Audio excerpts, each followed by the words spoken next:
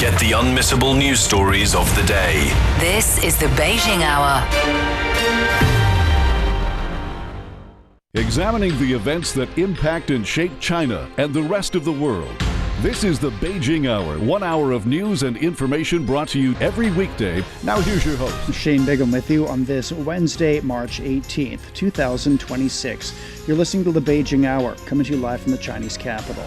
On today's program, the Chinese president met with Turkmenistan's national leader in Beijing. Tehran's retaliated against Israel for the assassinations of two top Iranian officials. And officials in Beijing are elaborating on the Taiwan region's role in the country's 15th five-year plan. In business, a major science and technology forum gets underway in Beijing next week. In sports, China and Australia have battled for a spot in the Asian Cup women's final. In culture and entertainment, Tibetan manuscripts taken overseas last century have now been fully published. And now the day's top stories. Chinese President Xi Jinping has met with the Turkmen national leader and chairman of the People's Council in Beijing. Gurbanguly Berdimuhamedov is on a goodwill visit to China until Thursday. Wang Mengjie has more. Since the establishment of diplomatic relations in 1992, China and Turkmenistan have enjoyed a healthy and stable growth in bilateral ties. China and Turkmenistan are important trade partners with a strong economic complementarity. China has been Turkmenistan's largest trading partner for 13 consecutive years. Turkmenistan hosts the fourth largest natural gas reserves in the world and is the largest source for pipeline natural gas imports for China from Central Asia. As good friends with shared aspirations, China and Turkmenistan have also made notable achievements in fields such as education and culture. For example, the two sides are accelerating the Luban workshop program and are establishing cultural centers in each other's country. Turkmenistan has said it believes its strategy to revive the Great Silk Road aligns well with China's Belt and Road Initiative, and China is also ready to deepen exchanges and cooperation to build a China-Turkmenistan community with a shared future. That was Wang Mengjie reporting. Chinese Foreign Minister Wang Yi is calling on China and Turkmenistan to carry on friendship, consolidate mutual support, and deepen cooperation. He's met with his counterpart, who accompanied the chairman of the People's Council of Turkmenistan on the visit to China. Wang said he believes the leaders of the two countries will reach new consensus on deepening bilateral ties and strategic communication on jointly facing global challenges. Rashid Meredov said his country is willing to work with China to prepare for the China Central Asia Summit and promote regional peace, stability, and development. For more on bilateral ties, Tianyu spoke with Professor Chu Cheng, a fellow of the Belt and Road Research Center at Minzu University of China. Professor, how should we interpret the timing of the Turkmen national leader's visit to Beijing? I think this is a very important visit after in 2025. Basically, I remembered it's in August or September. His son and the current president of Turkmenistan actually have been visiting China. So I think this is actually very important to revisit again. And I think in current period of time, I think we have a lot of things looking into that. For example, after 2 years, the father after the son actually been visiting China. It shows that the Turkmenistan actually been showing its very important consistency across the generations of leadership, and its stability in the vision of their strategy to work with China. So I think this is very important. Responding towards in 2023 we have built our comprehensive strategic partnership, and also we both agreed to push forward the community with a shared future. So I think this basically lays out a very important base tone for China and the Turkmenistan's cooperation and partnership in the future. And also I think from China's perspective, 2026 we just wrap up very successfully of our two sessions, and we've been announcing our 15 5-year program, and also 2026 I think it's the beginning year of the whole 15 5-year program. So I think Turkmenistan actually wants to deeply engage with China in the new round of the development and to seize these opportunities, because we understand that China actually are launching lots of the cooperation projects in energy, infrastructure, AI, green green transition. So I think friendly visit out of the diplomacy for sure, but also I think is a visit of a very realistic cooperation because, there are more opportunities are happening between the two sides. So I think we can see this visit as a prelude of a deeper and more comprehensive partnership between Turkmenistan with SCO. So I think we will look into more of the event happening during this event. So actually, this is going to be very interesting. Right, there's indeed a lot to expect from this visit. The revival of the Great Silk Road is a cornerstone of Turkmenistan's national strategy. So what specific areas of cooperation could the two countries explore, particularly in synergy with the China-proposed Belt and Road Initiative? Oh, yes. This revitalization of the Great Silk Road actually has already been talking to China for quite a while because they find out they have lots of common ground with the Belt and Road Initiative. So basically, these have a lot of the overlapping part, and I think we can have one stone of two birds, or we can actually achieve win-win result. For example, what we have already been discussing between the two countries is with energy industry as our foundation, and also through this foundation, we're going to expand to more of the fronts and also higher levels. In the current energy corporations, I think we're going to focus on higher value added and the downstream industries, which is the chemistry industries. For example, like the methane, like the polymer, and all this kind of chemical industries is going to build no profit for both of the countries. And also, besides the traditional energies, I think Turkmenistan also want to have the green transition to develop the green energy. So China has been invited to Turkmenistan to work with them on the wind farm and solar farm in the Caspian Sea coast. So I think this is going to be very important. These visits actually will cover many, many things. Turkmenistan used to be our strange neighbors. Well, we're very close to each other, but we don't have so many of the detailed cooperations. But ever since we got this comprehensive partnership, and I think this, partnership is evolving and developing really fast.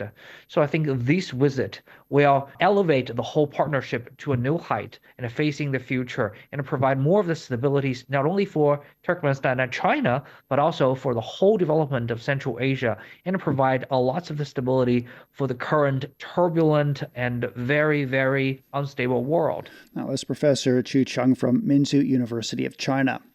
China continues to be Turkmenistan's largest trading partner, with Chinese cars becoming a popular choice among local residents. Chen Tong follows an entrepreneur from Turkmenistan who sells cars via live streaming. This man who speaks fluent Chinese is named Sapa, and it's from Turkmenistan. Chinese car, Every day, he comes to the car market for live streaming, selling Chinese cars to Turkmenistan.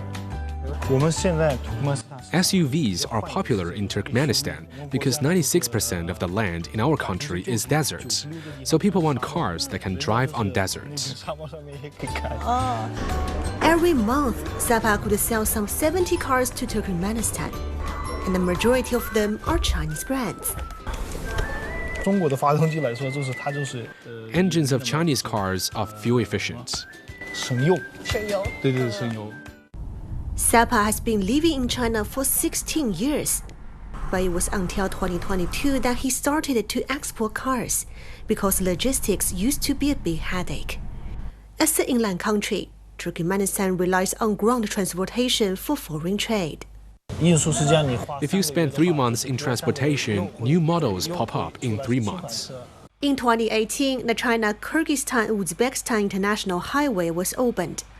Ports have been gradually opened along the route, which allowed Sapa's cars to make a transit in Kyrgyzstan and Uzbekistan and then head to Turkmenistan. Now it takes only between 15 days to 20 days for Chinese cars to arrive there.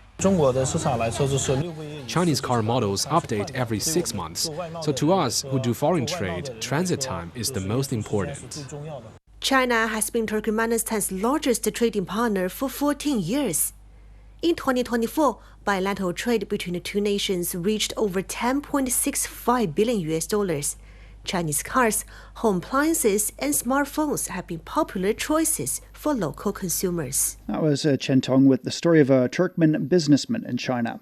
Coming up, Iran retaliates for the assassinations of two top officials.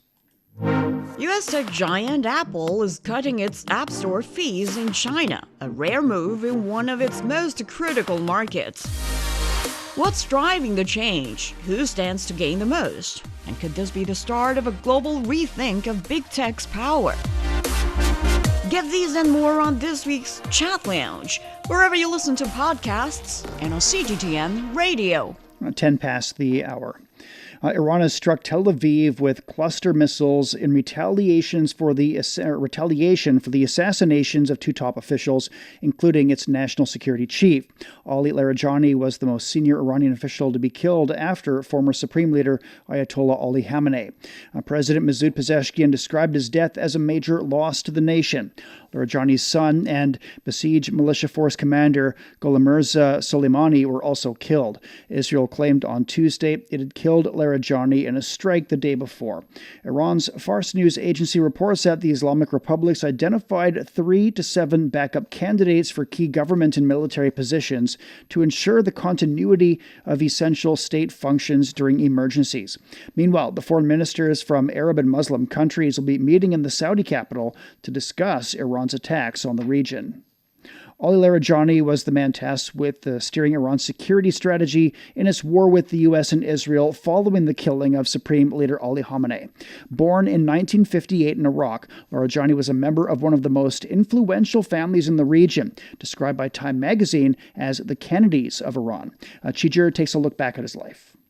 Ali Larijani joined Iran's Islamic Revolutionary Guard Corps in the early 1980s before transitioning to government, serving as culture minister in the 1990s. He was also head of the country's state broadcaster from 1994 until 2004. Larijani ran for the Iranian presidency in 2005 as a conservative candidate, but did not make it to the second round. In the same year, he was appointed Secretary of Iran's Supreme National Security Council and the country's chief nuclear negotiator.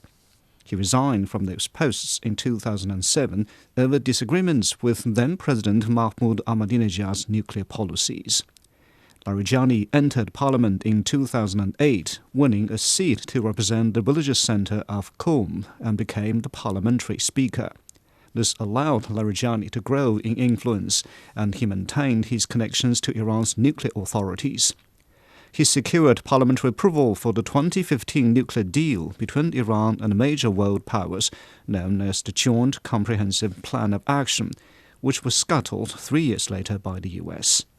In August 2025, Larijani returned to the post of Secretary of the Supreme National Security Council, once again becoming a central figure in Iran's leadership. For the Beijing Hour, this is Qizhi. Turkish Foreign Minister Hakan Fidan has condemned Israel's killings of Iranian leaders, calling them illegal, and urging an end to such actions.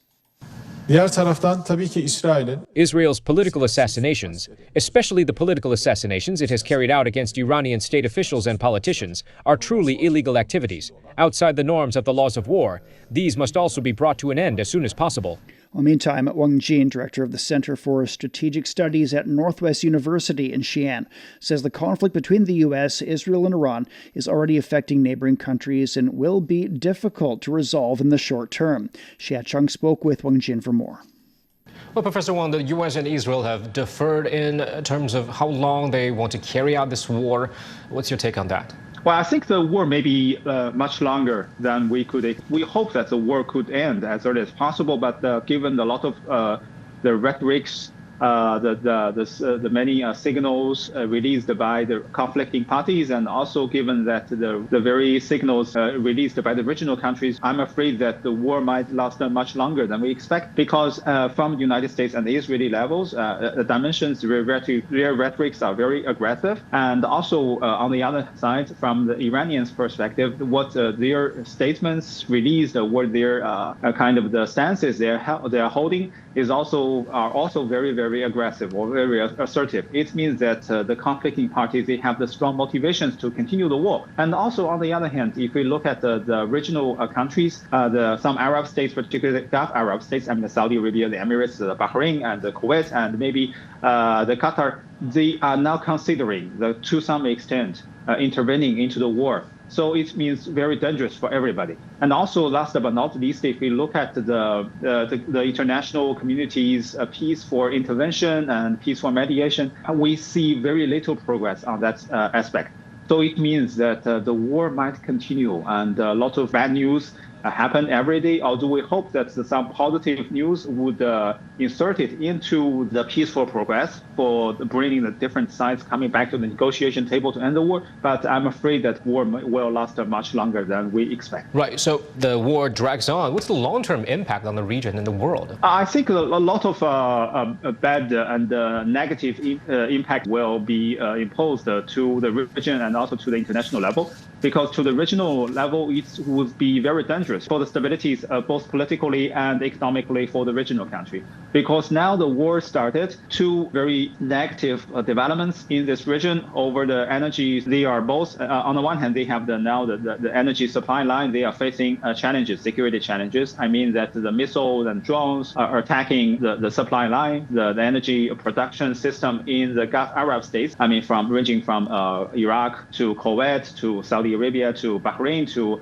Emirates to even Oman. So a lot of bad news for the energy supply line. And also, on the other hand, the energy transportation line also faces a challenge. Particularly, we know that the closure of the Hormuz Strait, it will be dangerous for everybody in this region. So it means that for the Gulf Arab states who are heavily dependent on the energy exporting system, will face the revenue challenges, the deficit challenges, because they are heavily dependent on the exporting energy. And also, on the other hand, if you look at the global market, it means that rising energy price, and further, it will lead to the rising prices of all the daily necessities. So it will be very dangerous for everybody in the international community. So that's why I think if the war continues, nobody will be safe in this region, and then particularly everybody will be negatively affected. That was Wang Jin, director of the Center for Strategic Studies at Northwest University in Xi'an. The killing of Iran's top security official is raising concerns in Washington. Some say that President Trump has lost a key figure who could help moderate hardline views in Iran. Nick Harper reports. Well, very little coming out from the actual Trump administration itself, but of course this is undoubtedly a blow for Iran, and Ali Larijani was essentially running things behind the scenes, and he was seen as someone who had more of a pragmatic view, who could potentially act as that bridge between the United States and Tehran, someone who could, if Donald Trump decided, take negotiations forward and lead Iran back to the negotiating table, and acting as that pragmatic bridge. He was perhaps therefore best placed to be able to not just lead negotiations, but potentially talk down some of the hardline views in Tehran. And there is now that worry, with Larijani gone, there is more of an opening for extremists, the hardliners in Tehran, to continue their grip on power in the Iranian capital. So undoubtedly this is a huge blow for the Iranians, but it could cause future problems for the United States and make it even harder for Donald Trump to find that off-ramp in this conflict, giving him some way and someone to negotiate with in order to try and find a peaceful end to this conflict. That was Nick Harper reporting. Top U.S. security officials resigned over the war in Iran, saying Tehran had posed no imminent threat to the United States. Joe Kent, who was head of the National Counterterrorism Center, is the first senior official in the Trump administration to quit. He said he could not support the offensive because it was due to pressure from Israel and its powerful lobby in the U.S. Kent has long been known for his America First beliefs and had opposed U.S. military interventions abroad. The White House accused Kent of making false claims and said President Trump had strong and compelling evidence that Iran was going to attack the U.S. first. The president defended himself, claiming that every country knew Iran was a threat, but was largely unwilling to act. President Donald Trump has criticized NATO allies for refusing to join his push to send warships to the Strait of Hormuz. NATO says it's a defensive alliance and will not take part in the conflict with Iran. French President Emmanuel Macron and UK Prime Minister Keir Starmer say their countries will not get involved.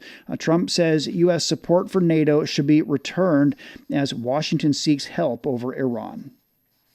Iranian Foreign Minister Abbas Araghchi says several ships have been allowed to transit through the Strait of Hormuz after some countries approached Tehran seeking safe passage. The Turkish transport minister says a Turkish ship was granted passage on Friday. Indian authorities have confirmed that 2 tankers bound for western India passed through the strait on Saturday. Bloomberg News says a Pakistani flag tanker sailed out of the Gulf on Sunday. The Financial Times reports that France and Italy are now seeking talks with Iran to secure passage for their vessels. U.S. President Donald Trump has called for a naval coalition to secure the strait, but no nation has agreed. Araghchi says the waterway remains open to all countries except the United States and its allies. Coming up, China's clarifying the Taiwan region's role in the country's 15th five-year plan. Discover the realities and responses to our changing climate with Climate Watch. Uncover critical issues such as the Masai Mara's disrupted wildebeest migration and the drop in the Panama Canal's water levels. Delve into solutions for a sustainable future. Tune in to Climate Watch on your favorite podcast platform. Become more eco-conscious and take action to protect our planet. 21 past the hour. The State Council Taiwan Affairs Office has elaborated on the Taiwan region's part of the outline of the 15th five-year plan for national economic and social development adopted last week, as well as this year's government work report. Spokesperson Chen Binhua says businesses from the Taiwan region will see more fresh opportunities in the years ahead. Zhang Yibing reports. China's top annual political gathering in March has given the blueprints for Taiwan-related work in the next 5 years in a dedicated chapter in the outline of the 15th five-year plan. This is also reflected in this year's government work report. We see the mainland now uses more powerful stance against the separatism in the island, from opposing them to firmly crack down. The subtle change in the wording reflects, in fact, a significant change against the separatist forces.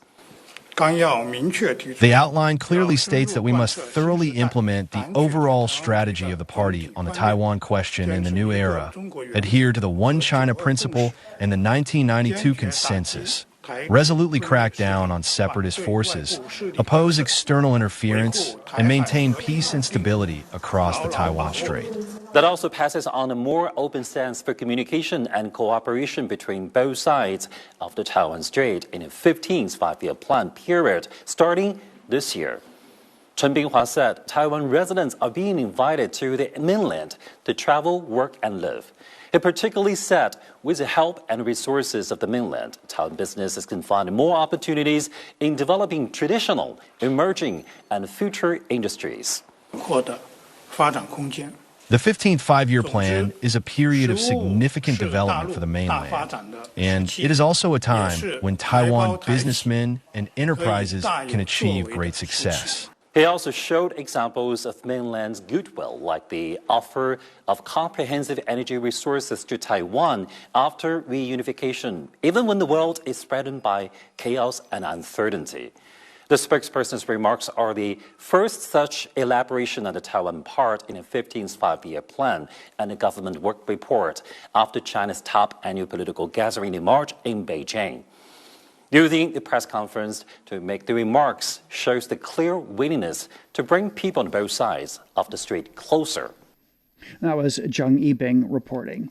Meantime, the mainland says it continues to prioritize the safety of its citizens overseas, including Taiwan compatriots stranded in the Middle East. Chen Binhua says more than 90 Taiwan residents have been assisted in returning home via mainland-arranged flights. The Chinese Consulate General in Istanbul helped facilitate transfers to mainland flights, allowing travelers to return to Taiwan through Shanghai. Chinese diplomatic missions in Israel and Dubai provided support to others seeking evacuation or safer shelter using hotlines and the China Consular Affairs app. Those assisted said they felt reassured by the support, describing it as a reflection of close ties across the Taiwan Strait. Meanwhile, Chen also criticized Taiwan Democratic Progressive Party for what he called repeated attacks on the mainland's efforts, describing the accusations as shameful. China and the United States have wrapped up 2 days of high-level talks in Paris. Amid ongoing trade discussions, American business leaders are expressing renewed optimism. Chairman James Zimmerman of the American Chamber of Commerce in China says continued dialogue is a key to maintaining market stability. And Zhang Junfeng spoke with him for more. What we're hoping for is dialogue, to have a discussion, because if there's more clarity in the relationship, if there is more predictability, and if we build in the guardrails, then there's less likely to have any disruptions. The parties are talking. So what came out of Paris is all good news. The two presidents getting together. And what we do expect that we're going to see a continuation to move on a path of more dialogue, more discussion. Because the more the parties talk, if it's just superficial discussions, it gives the business community a sense of optimism. The optimism is what we need for business confidence. So I think it's the importance of dialogue cannot be understated. And then let's talk about President Trump's slated visit to China. How might his visit to China, influence the grand picture, the bilateral economic relationship?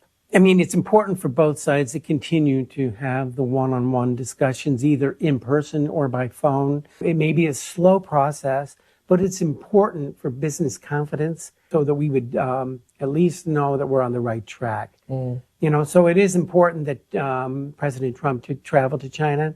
He wants to come. Members of the White House and people around him want him to come. They want the visit to be successful. We would always anticipate purchases, goods and services from the American people. That always, in some respects, is important. The benefits of the meeting are really to keep the relationship on a stable path forward. More American companies are forecasting profit increase in China. More are planning to increase their investment here. And China remains the third largest investment destination for your members. You've attributed some of this optimism to a clearer and more manageable trade relationship. Could you elaborate? It is clearly a positive sign. I mean, our members see China as a destination and with key and critical opportunities for their industry sectors. It's a process of evolving with the market and adapting to the market. But it is a good sign. I mean, the U.S. companies, AmCham member companies, clearly have spent the last few years demonstrating resilience. It's showing that companies still see China as a key destination for investment. And important thing is we do not see a trend towards decoupling. Also, having just come back from Washington, we don't see decoupling as something that the U.S. government views as realistic. That tells us we need to work with China. That was James Zimmerman, chairman of the American Chamber of Commerce in China. South Korea sent a joint policy research team to Beijing for a 3-day visit to study China's autonomous driving and AI policies. According to Yonhap News, about 20 officials from 8 government agencies will meet Chinese authorities, review regulatory frameworks, and visit Beijing's autonomous driving demonstration zone. They'll also visit major Chinese tech companies in the field. Seoul aims to adopt lessons from China to advance its own autonomous vehicle programs and accelerate pilot city development.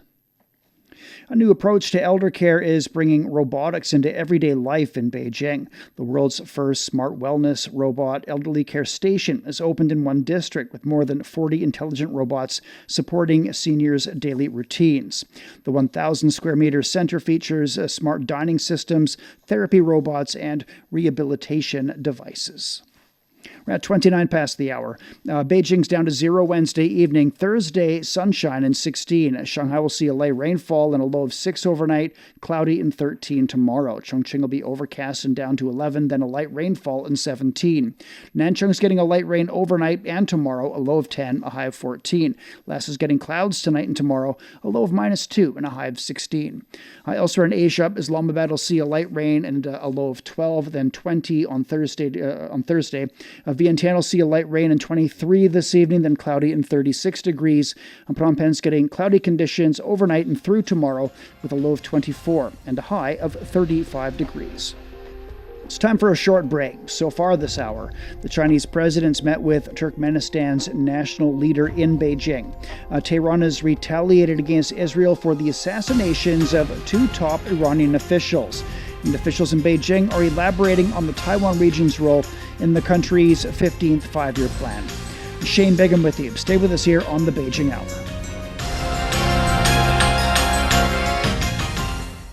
Shh, listen up. Can you hear the heartbeat of our world? It's vibrant and pulsating with the essence of life itself. From the stem of trees to the gurgle of rivers. From the silent strength of mountains to the icy whispers of glaciers. Even the solid ground beneath our feet. And right there, in the midst of all, beats the heart of humanity. What if those other heartbeats were to stop? Would ours keep on ticking? Ever wondered what's actually going on in Africa through the perspective of an African? How are things really going between China and Africa? What's the narrative of this relationship? Well, get a perspective with China-Africa Talk.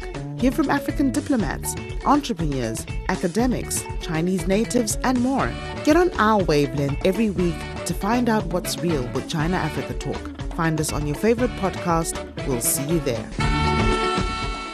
Examining the events that impact and shape China and the rest of the world. This is the Beijing Hour, 1 hour of news and information brought to you every weekday. Now here's your host, Shane Begum with you on this Wednesday. Still to come. In business, a major science and technology forum gets underway in Beijing next week. In sports, China and Australia battled for a spot in the Asian Cup Women's Final. In culture and entertainment, Tibetan manuscripts taken overseas last century have now been fully published. To contact us, you can email radio@cgtn.com or follow our X account @CGTN Radio. But first of all, checking the day's headlines, here's Tianli. Thank you, Shane. Chinese President Xi Jinping has met with the Turkmen national leader and chairman of the People's Council in Beijing. Meanwhile, Chinese Foreign Minister Wang Yi has met with his Turkmen counterpart, who accompanied Gurbanguly Berdimuhamedov on the goodwill visit. The Chinese diplomat urged the two sides to carry forward friendly tradition, firmly support each other, and deepen cooperation. A Chinese mainland spokesperson says businesses from the Taiwan region will see more fresh opportunities over the 15th five-year plan period. Chen Binghua with the State Council Taiwan Affairs Office says firms from Taiwan can upgrade traditional industries through supply chain collaboration, accelerating digital and smart transformation, and moving toward higher-end, greener production. He added Taiwan businesses can tap into the mainland's scientific and industrial resources for broader growth. Meantime, the Chinese mainland says it is ready to provide the island with stable and reliable energy supplies once peaceful reunification is achieved. Chen Binghua said mainland authorities will ensure that compatriots in the Taiwan region enjoy more affordable, cleaner, and more stable energy supplies. The remarks came in response to a question about concerns regarding energy reserves and supply security in Taiwan amid turbulence in the Middle East. Chinese researchers say they have made a breakthrough in diabetes treatment by restoring insulin function in patients using lab-grown cell therapy. A study published in the Lancet Diabetes and Endocrinology reports that a team in Shanghai successfully treated 3 people with type 1 diabetes, potentially reducing the need for lifelong insulin injections. Scientists from the Chinese Academy of Sciences say the method works by replacing damaged cells in the pancreas with healthy ones growing in the lab. The new process is faster and safer than existing techniques, cutting preparation time from about 40 days to 2 weeks and lowering the risk of complications. Researchers say further studies are needed before the treatment becomes widely available.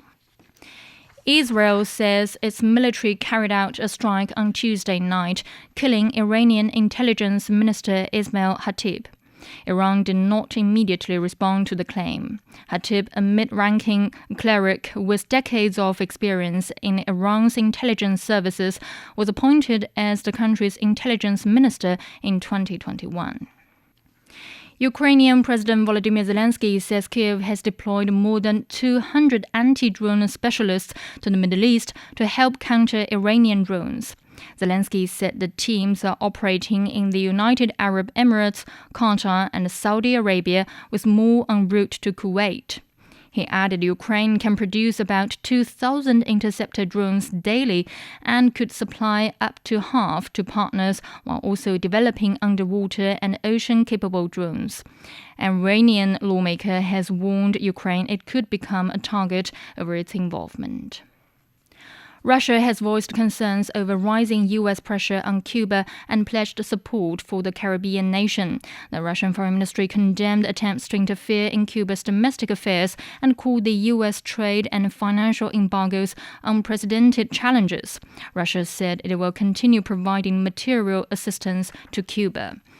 Cuba's national power grid suffered a total blackout on Monday, and fuel shipments have not arrived for over 2 months due to the tightened U.S. oil blockade. President Donald Trump has warned that Cuba could fall pretty soon.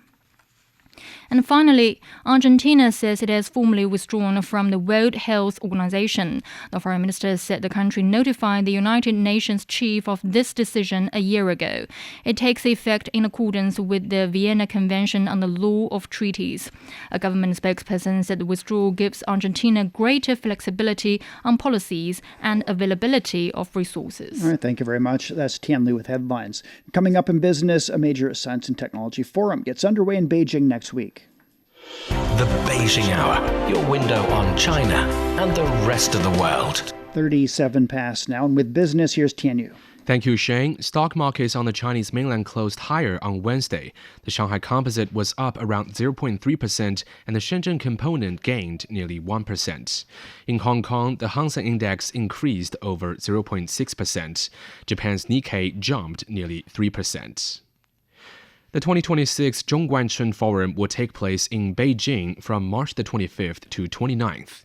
The Ministry of Science and Technology says it expects more than 1,000 guests from over 100 countries and regions at the forum. This year's forum will feature more than 100 events.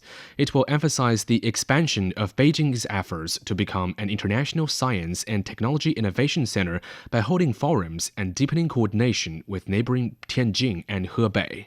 The forum also emphasized the deep integration of technological innovation with industrial innovation by focusing on frontier fields such as 6G, brain-computer interfaces, and cell and gene therapy. Founded in 2007, the Zhongguancun Forum has evolved into a global high-level event for enhancing innovation in science and technology. China will channel more medical insurance resources towards primary-level healthcare institutions to make medical services more accessible and affordable. According to the China National Development and Reform Commission and the National Health Commission, 14 new measures will support the development of primary healthcare services, covering areas such as fund management, reimbursement policies, and drug supplies. Newly added annual medical insurance funds will be tilted towards primary healthcare institutions. Authorities say the move will ease concerns among primary-level institutions and encourage a shift from treatment-focused care to preventive healthcare. This move is expected to broaden access to nearby medical services, ensuring that more residents receive insured healthcare close to home. Authorities also pledged that fund settlement procedures will be streamlined to reduce financial pressure on grassroots facilities. Some regions will be encouraged to lower the proportion of deposit funds required from primary healthcare institutions. More favorable reimbursement for treatment at primary-level institutions will also be promoted. Chinese engineers on the front lines of innovation are addressing the country's most urgent technological needs. Hu Chao finds out how this is taking place at a major stainless steel group in northern China. This stainless steel foil is just 0.015 millimeters thick, thin enough to tear by hand. is an advanced material applied in high-end fields such as aerospace and electronic communications. It was developed by Taiwan Iron and Steel Company, or TISCO, a leader in advanced materials. Behind the breakthrough is its technology center, led by Zhang Wei, who has spent over 2 decades pushing the boundaries of steel innovation. In recent years, our products have made breakthroughs across the spectrum from ultra-thin to ultra-thick stainless steel, many of which are now used in sectors such as energy, transportation, and intelligent manufacturing. After studying the correct understanding of what it means to perform well, Zhang says he now has a clearer sense of his mission. By studying General Secretary Xi Jinping's important remarks on establishing and practicing a correct understanding of what it means to perform well, we've realized the importance of focusing on the country's urgent needs, serving national strategies, and ensuring independent and secure supply of key materials. Zhang says the company will continue to put more resources into frontline research and support engineers to tackle tough challenges. We will encourage our engineers to take responsibility with this mindset. Success doesn't have to come in my tenure, but it must come through my efforts, and in this way contribute to China's stainless steel and high-end special steel industries. Zhang says aiming for world-class standards, they will focus on innovation, turning breakthrough technologies into real applications that strengthen industry and supply chains. That was Hu Chao reporting. Hong Kong International Airport saw strong air traffic performance in February, recording a double-digit growth. According to the airport authority, Hong Kong handled over 5.4 million passenger trips last month, representing a yearly increase of 20%. Driven by the Chinese New Year holiday, the airport saw a passenger peak on February the 22nd, with daily volume exceeding 210,000 trips. The cargo throughput of the first 2 months rose 8.2% on a yearly basis to 776,000 metric tons. Among the key trading regions, cargo throughput to and from Europe, Southeast Asia, and the Middle East showed the most significant increases. Dodian Village in southern Beijing runs a complete green cycle. Crops feed cattle and manure enriches the soil. Richer land produces better crops and high-quality beef for restaurants and school lunches, benefiting the environment and local livelihoods. Song Ruixing has the story. Welcome to Dodian Village, where they just broke Beijing's wheat yield record of over 1,600 jing per mu. But here is the coolest thing. The crops feed the cattle feed the soil, then the soil feed the crops. That is a perfect circle. Here we are. We're gonna trace a piece of beef back to its roots. From our daily dinner table to this field. The main beef cattle we raise are 2 breeds, Angus and Limousin. As you can see, the cattle are eating grass right now. If you smell the feed, it's not just people who eat bread. Our cattle also eat bread.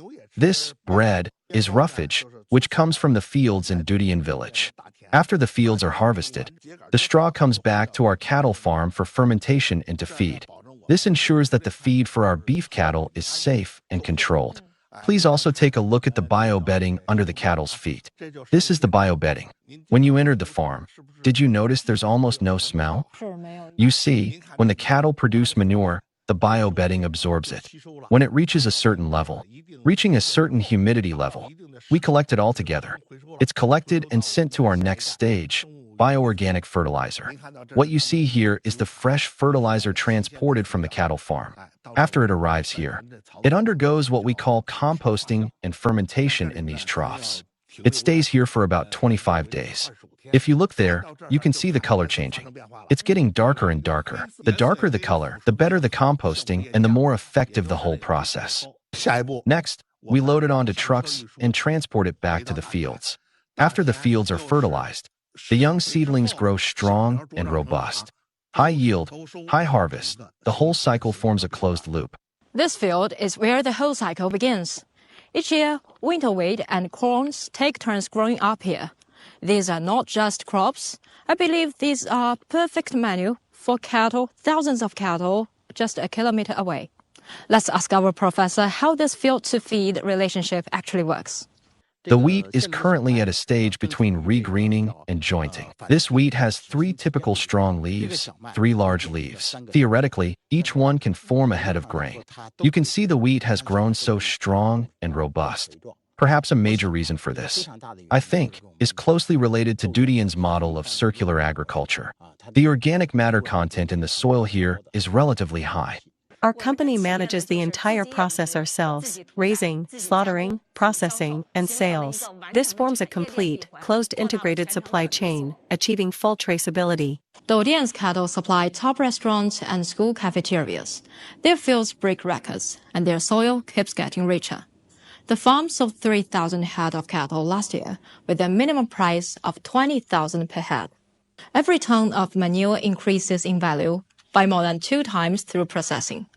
What's more than half of the employees at the farm are local villagers. It turns out, green consumption isn't just a label, it's a story you can trace.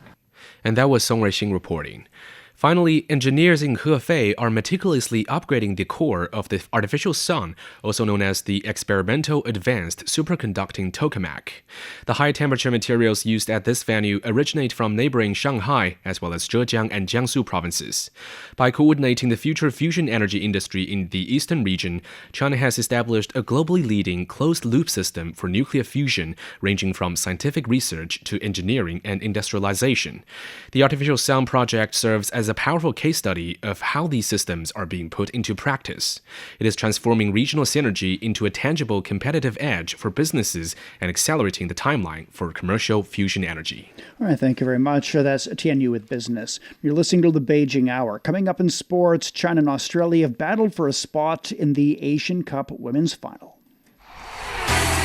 Sideline Story brings you all things sports related. The hottest topics, latest events, juiciest stories, all with a very personal take. Subscribe to Sideline Story Podcast for heated sports discussions covering events that are happening in China and around the world. 47 past and turning to sports now. Here's Yang Guang. Thank you, Shane. In football, China has failed to enter the final of the AFC Women's Asian Cup after falling 2-1 to Australia in the semi-final. The defending champion took the pitch in Perth without star player Wang Shuan, who was suspended after picking up another yellow card in the last 8. The host struck first in the 17th minute, but China equalized after Zhang Lingyan scored a penalty. Sam Kerr fired home from a tight angle in the 58th minute to score the winner. Zhang says there was a clear gap in quality between the two sides that her team can learn from. I think we executed everything we had prepared out there. The coaches didn't want us to sit back in such an open end-to-end game. They wanted us to keep pressing, to constantly put pressure on them and not let them feel comfortable. I think the final score probably reflects the gap between us. We created a lot of chances early on, but they were more clinical. They took their opportunities. Maybe we could have been a bit more patient with our link-up play in the final third. The final of the Women's Asian Cup will be on Saturday in Sydney. In the UEFA Champions League, Sporting has become the 5th team in the tournament's history to overcome a first-leg deficit of 3 goals or more. It thrashed the Boulder Glimt 5-0 to overturn a 3-0 first-leg deficit and reached the quarter-finals, winning 5-3 on aggregates. It's also the first time that Sporting entered the last 8 of the tournament in over 4 decades. Head coach Rui Borges praised his team's relentless intensity in the historic comeback. It was a great game from the whole team, both from those who played and those who came on. It was 120 minutes, but especially in the 90 minutes of regular time, the intensity was extremely high. We managed to keep that very high intensity, and that was what was required. We had to stick to it, and we were aware of that. Sporting will face Arsenal in the quarter-final. The Gunners got past Leverkusen 2-0 at home to reach the last 8, winning 3-1 on aggregates. Manager Mikel Arteta saluted the goal scored by Eberechi Eze as a moment of magic. We started the game so so well. I think we were a threat from every angle. They keep it, as you said, maintain them in the game, I think. And we needed a magical moment from Epps to score a wonderful goal, a wonderful strike to give us the lead. And in the second half, we had periods of domination, periods where they dominate us because they are a really good side and they are really good in what they do. And again, Declan's actions opened the opportunity to go and win the game and the tie. And unfortunately as well, we had 4 or 5 situations where we should have probably scored the third one and put the game to bed. But overall, I think we fully deserve to be in the quarterfinals. Meantime, Real Madrid eased into the quarterfinals with a 2-1 win over 10-man Man City, completing a 5-1 aggregate victory. Head coach Alvaro Arbeloa credited his players' quality and attitude in the win. This is the 3rd straight season that Real Madrid has eliminated Man City from the tournament. Barcelona is preparing for the second leg of its Champions League round of 16 clash with Newcastle following a 1-1 draw in last week's opening leg. Head coach Hansi Flick says his side must deliver a perfect match if they want to overcome the physicality of the Premier League club. He adds that his time at Barcelona will likely be the final chapter of his coaching career and that he is content in his current role. What I feel at the moment, or I'm feeling in my life, that I'm independent. I have a fantastic family. I'm very happy about that, and also a good stuff here. And I know also the support from everyone here in Barcelona. It's fantastic. But at the end, no, it's football, and I have no thoughts about going to another place or like that. No, why not? I'm here, and it will be my last club, my last job here, and I'm really happy about that. Meantime, Liverpool manager Arne Slot says he's confident that fans will back his side as they attempt to overturn a 1-0 deficit against Galatasaray in the last 16-second leg at home. It's never nice that they are frustrated, because usually fans are not frustrated after you win. Second of all, people have told me when I came here, this club is different than other clubs. They will support the manager for such a long time. So the moment, if it's true what you're saying, I don't feel this at all, then I must have done a lot of things wrong, and that's never a nice feeling to have. I also know how the football industry works. Winning can change a lot. Liverpool fans inside Anfield ran out boos after the club's draw with the Spurs in an English Premier League match on Sunday. And finally, Morocco has been awarded the 2025 Africa Cup of Nations title after the Confederation of African Football overturned the results of the final following Senegal's walk-off. Senegal beat Morocco 1-0 in the final, but the match was marred by controversy when Senegalese players refused to continue after Morocco was awarded a stoppage time penalty with the score level. The decision means Morocco is African champion for the first time in 50 years. Thank you very much. That's Yang Guang with sports. You're listening to the Beijing Hour, and coming up in culture and entertainment, Tibetan manuscripts taken overseas last century have now been fully published. From north to south, east to west, people in China are chasing their dreams and leaving their mark. Want to know how they beat the odds and made a difference? Footprints brings you the true life stories of their journeys.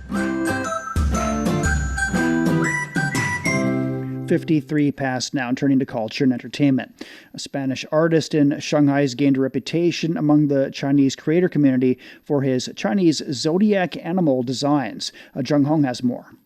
For over a decade, Spanish illustrator Juan Carlos Paz Gomez, also known as Bagheera, has been drawing the Chinese zodiac animals.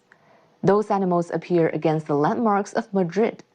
But until recently, he had never been to China.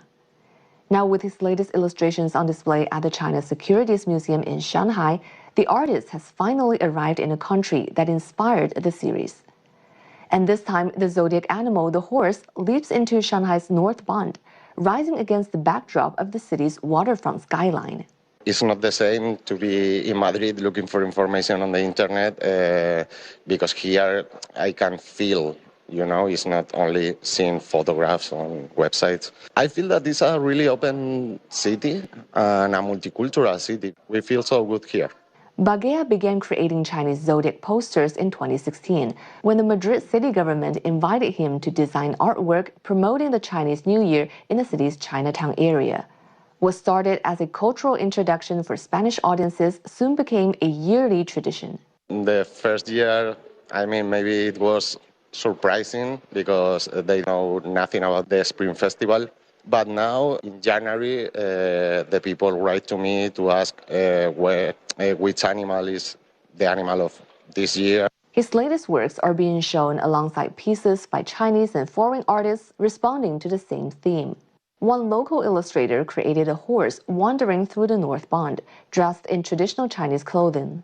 This is not only a symbiotic relationship between animals and nature, but also, I believe, an expression of the symbiosis between traditional symbols and modernity. This is a perspective that I consistently aim to convey in my work. The two artists also had a chance to exchange ideas, discovering unexpected similarities between Spanish and Chinese visual traditions. He used a uniquely robust Spanish horse breed to express his excitement for the arrival of the Year of the Horse. Since I personally enjoy creating different patterns, while viewing his work, I also noticed that many of these Spanish patterns actually share similarities with Chinese patterns. We have now a lot of artists with different styles, and maybe their influence is going to go in with me to Spain. The exhibition is part of the Rendezvous at North Bund International Artists in Residence program, a cultural initiative launched in Shanghai's Hongkou district. Over the past few years, we have invited artists from countries such as Italy, Russia, and Bulgaria for residency programs. Through their on-site understanding of the North Bund, they have created artworks. So far, we have produced over 300 pieces. In the near future, we will also publish a very exquisite collection of works to showcase the achievements of the past 5 years. That was a report about a Spanish artist famous among the Chinese creator community for zodiac animal designs. Northwest Min's University has announced that the content of Tibetan manuscripts from Dunhuang, currently held in the UK and France, have been fully compiled and published. 61 volumes of Dunhuang manuscripts written in the Tibetan language were taken abroad from the library cave of the Mogao Grottos in the northwest Chinese city in the early 20th century. They were kept in collections in the British Library and the National Library of France. We're at 57 past the hour. Beijing down to 0 Wednesday evening. Sunny and 16 for Thursday. Shanghai's getting a light rainfall tonight, a low of 6, cloudy and 13 tomorrow. Chongqing will be overcast and down to 11, followed by light rain and 17. Nanchang's getting some rain overnight and through tomorrow with a low of 10, a high of 14. Last is cloudy tonight and tomorrow, a low of -2, the high is 16 degrees. Elsewhere in Asia, Islamabad will see a light rain and 12 degrees overnight, then a high of 20 on Thursday. Vientiane will see some rain and 23 this evening, followed by clouds and 36. And that's it for this edition of the Beijing Hour. Making news today, the Chinese president's met with Turkmenistan's national leader in Beijing, and Tehran has retaliated against Israel for the assassination of 2 top Iranian officials. On behalf of the staff, this is Shane Bigham in the Chinese capital, hoping you'll join us for the next edition of the Beijing Hour and open a window to the world together. Find the Beijing Hour at precisely 6 p.m. Beijing time. We meet you on podcast and on air every weekday. The Beijing Hour, your window on China and the rest of the world. He can't live without the Yellow River in his eyes. The Yellow River is so noble and elegant. Both my grandpa and dad made a living from the river. Would you like to move away from the Yellow River? I don't think I will. I love it so much. The Yellow River, the second longest river in China, is regarded as a shaping force in the history, economy and culture of northern China. Today, about 100 million people live within its water basin, making up nearly 9% of the country's population. How is climate change felt at its headwaters, and what are the locals doing to cope with it? What are the descendants of the boatmen doing? What has kept some people from leaving their home village by the river, and what has drawn others back? Could the fading fishing community revive in a time of digital transformation? From 2021 to 2024, our reporters visited the upper, middle and lower reaches of the Yellow River, talked to the herders, farmers, boatmen, fishermen and eco-activists who share a close bond with the river, and present their stories in pictures, podcasts and videos, all in our 12-part series, The Yellow River Mosaic, available only on CGTN Radio